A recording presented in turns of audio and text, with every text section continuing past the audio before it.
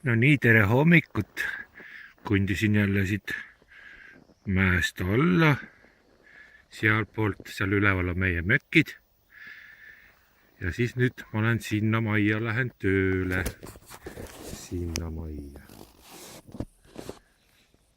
Nii.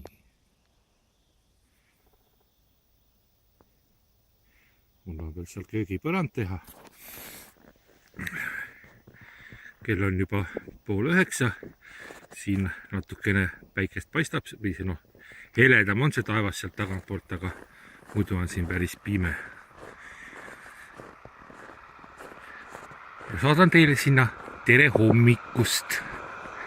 Ja mõtlen teie peale, mul on juba nii ära tüdinenud siin passimisest. Aga eks ma varsti tulen koju.